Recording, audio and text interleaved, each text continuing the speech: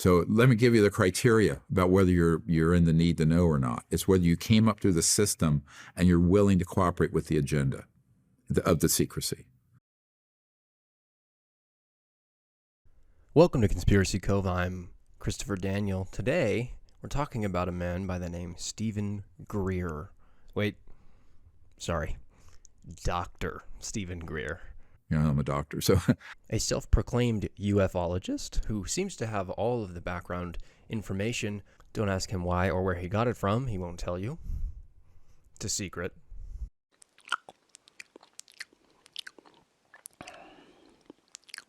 A man who has supposedly been offered $2 billion to stop talking about UFOs. the head of Army Intel, this guy, General Stubblebine, in '92, after we had this encounter on the beach, he personally offered me $2 billion if I would be quiet and work with his operation on this. And that was a serious offer. That was when $1 billion was a lot of money. It was a lot of money. Hold on. $1 billion in 2023 is a lot of money. You were offered $2 billion. Yep. And he went behind my back to my wife, tried to convince her for me to accept it. And I said, no, thank you. I'm not going to be an asset, and I don't care about your money. I've never cared about threats. I've never cared.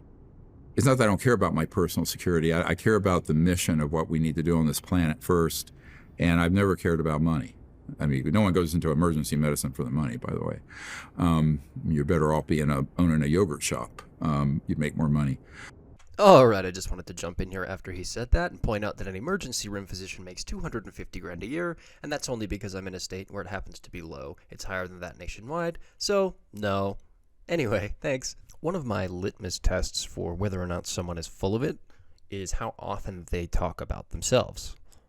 And unfortunately, in the case of Stephen Greer, he can be asked a very simple question about aliens or UFOs, and it turns into a 15-minute answer about how he used to be a doctor and how he's had a near-death experience and how he has access to 500 ranked intelligence officials who know stuff on record.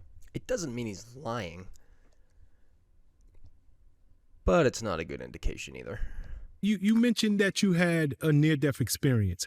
Something that dramatically informs Stephen Greer's professed cosmology is a near-death experience he claims to have had as a young man. He uses this experience to argue later that aliens are largely psychological beings, not in that they are creations of the mind. He seems to think that they are real, like interdimensional things, but that one can use their psyche to summon them or interact with them somehow. You mentioned that you had a near-death experience. How did you die? Being a dumb teenage boy, I had injured my left thigh, and it got infected. And I bicycled from Charlotte all the way to the North Carolina coast, 200 miles, with this injury. It got infected, spread all through my quadricep muscle. And, I was sick. And I said, well, I better get home. So I bicycled 200 miles back. We didn't have health insurance. I didn't have to see a doctor. And so I just laid there. I got sicker and died. But I was by myself. So I had this amazing experience, unbounded consciousness and experiencing the cosmos and sort of the state of oneness. Beautiful.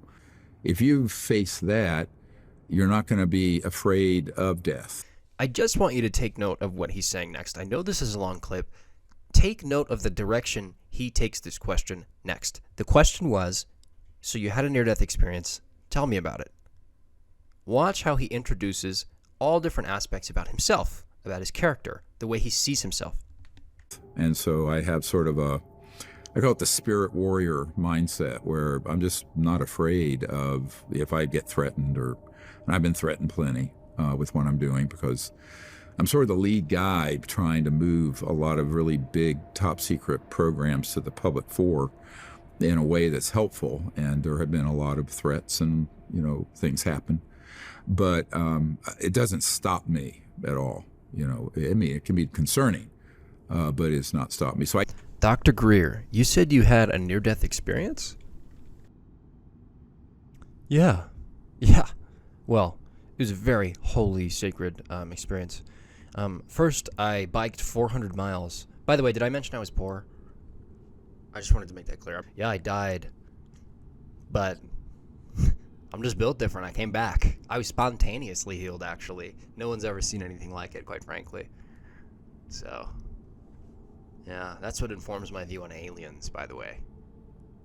All right, look, I know I'm going pretty hard on this guy, but if you insist on being called doctor, even if you are one, frankly, you had it coming. I've known about this guy for actually quite a long time. I've tried to make a video on him in the past, and he used to have a much larger database of videos to pull from, but as I was going to make this video, they all disappeared. They're like not there anymore. I was able to find a re-upload of Stephen Greer's visit to the Joe Rogan Experience. Instead of goofing on the fact that he is constantly licking his lips for some reason, maybe we could just look at what he's saying, and he'd actually turn out to be a super cool or reasonable guy. So let's investigate, and hopefully we'll like what we find. In the Clinton years to do the briefing for the CIA director. And I was asked to go up there as a service, and I did it, left my ER, and I put together a whole lot of these early witnesses' testimony, photographs, and I put this briefing together. And so I go up there, and here's the sitting CIA director.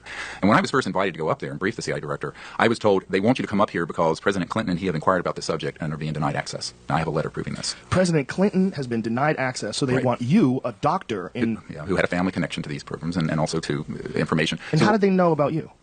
Well, let me finish this other thread, sure, and I'll get to that, because that'll blow your mind even more. Okay, that's enough of that. I'll just tell you what he says. Basically, the argument goes like this. Aliens have advanced technology. They leave it here, either by crashing or getting shot down or what have you. We reverse engineer the technology. Now, there's secret government programs that have this technology. The technology is such that we don't have to use carbon fuels and things that destroy the earth. And so it's actually unethical that they don't share it with the people. And Stephen Greer is basically Superman, and he's going to tell the populace about everything that's going on and prove it to them. One thing I love about this guy is he's basically he's going straight down the hero's journey, like even down to the death and rebirth image that he claims to have had. He's basically like Harry Potter or some shit. So the reason those folks invited me to come up there is that the year before, I had taken a team of people out on a beach using some experimental protocols to contact these vehicles and the occupants. And 4 of these UFOs popped into the sky, just boom, boom, boom, boom, which we have on videotape, the sitting CIA director. So that's, How did you contacted these spaceships? Well, this gets into a discussion that's complex. But yes. You know what? I'm not really feeling all this. I kind of just want to go on a cruise or something. Maybe I should just go on the internet here and look for a cruise. Oh. I seem to have left drstephengreer.com open. What's this? Be a part of the first ever CE5 expedition on the open ocean. Embark on a celebrity cruise reflection for a 7-day adventure with Dr. Stephen Greer. This is such a coincidence because I was just looking for something like this. I wonder what it costs. Is there a ticket price on here anywhere? At the end of every one of these Conspiracy Cove videos, we have something called the believability rating. If you, in a hypothetical situation, were on the inside and you knew about a conspiracy going on, it would be incumbent on you to try to get other people to hear you out. You would have to at least attempt to be a good communicator, because even if you're right, if you sound like a raving lunatic, crazy madman, no one's going to listen. Everyone thinks they're right. That's not really very useful. How believable is Stephen Greer, on the other hand? 15%. He knows his stuff. He knows about Project Blue Book. He knows all this alien history stuff, probably better than I know it, frankly.